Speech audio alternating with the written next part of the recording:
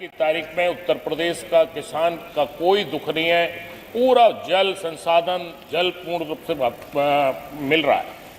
माननीय अधिष्ठाता महोदय, हमारे माननीय शिवपाल जी ने नहर के बारे में विस्तार से बताने की कोशिश की है कि टेल तक पानी पहुंचने का मतलब नहीं है, मतलब किसानों के खेत में पानी पहुंचने से। वो आप खुद वहां पर मंत्री रहे हैं, तो उनसे बेहतर इस विभाग को कोई समझ नहीं सकता और उनसे बेहतर प्रबंधन भी कोई नहीं कर सकता। मैं बधाई देना चाहता हूं माननीय शिवपाल जी को कि उन्होंने अपनी सरकार में जिस तरह से नहरों की टेल तक पानी पहुंचाकर किसानों की समस्याओं को दूर करने का काम किया है, ऐसी कोई सरकार न आज तक कर पाई न कर पाएगी। मान्यवर, मैं आपसे ये भी कहना चाहता हूं कि पहले जो नहरों की पटरियां होती थी उस पर पक्की अगर बनवाने का काम किया था तो माननीय शिवपाल जी ने किया था। वो बाईपास का काम करती है जिससे कि लोगों का आवागमन सुगम होता है, लेकिन आज मान्यवर उन पटरियों को पक्के करने से रोक दिया और ये कहा जाता है कि उन केवल निरीक्षण के लिए पटरियां होती है और उन पर मात्र खड़ंजा लगाया जा रहा है। मान्यवर, आपके यहाँ विभाग में जूनियर इंजीनियर्स की कमी है, इसलिए आप वो अपनी जो बनाई हुई जो पटरियां उसको रिपेयर तक नहीं कर पा रहे। मेरे क्षेत्र में भी, मेरे जिले में एक झालू कस्बा पड़ता है, वहां से लेकर के बरूकी होते हुए, खुशिया की गांव होते हुए, दूधली होते हुए नजेबाद तक जाती है। लगभग 30-32 किलोमीटर की पटरी है। इसकी हालत खस्ता हाल और मैं कई बार अधिकारियों को लिख चुका हूं कि इसको रिपेयर करा दिया जाए। और ये कांवड़ यात्रा का भी रूट है, इससे बहुत सारे कांवड़ती यहां से निकलते हैं, लेकिन उसको रिपेयर कराने का काम नहीं किया जा रहा। मान्यवर, मैं आपसे ये भी कहना चाहता हूं कि उसके बारे में तो आपने बहुत सारी नहरों के बारे में तो बहुत सारी योजनाएं बताई, लेकिन नलकूपों का क्या हाल है?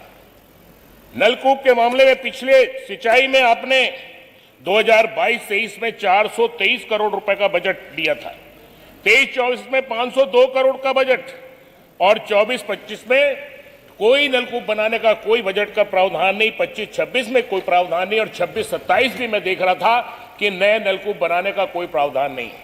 मान्यवर, मैं पिछले लगातार 4 साल से इस बात को कहता रहा हूं कि हमारे जनपद बिजनौर में एक बड़ापुर क्षेत्र है, उस बड़ापुर क्षेत्र में आज भी किसान भगवान भरोसे है कि कब ऊपर से जल वर्षा होगी, कब किसान अपनी फसल बोएगा, क्योंकि वो जंगल, वो क्षेत्र ऊंचा नीचा है, वहां नहरें बन नहीं सकती, ट्यूबवेल आप बनवा नहीं रहे।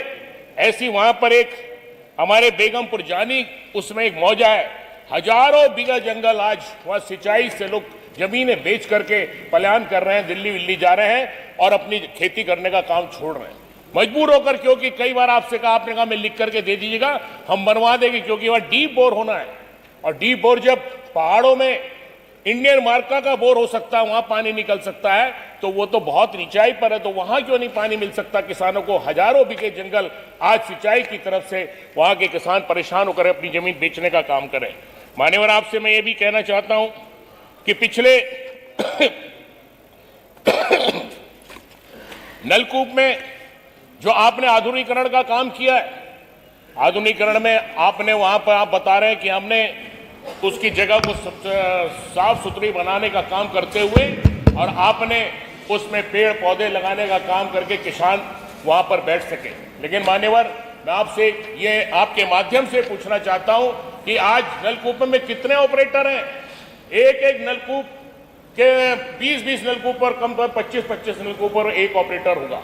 किसान अगर कहीं जिसके खेत में कुआं बना है, नलकूप बना है, उसकी चाबी उसी के पास रहती है और आसपास के किसान उस पानी को नहीं ले पाते।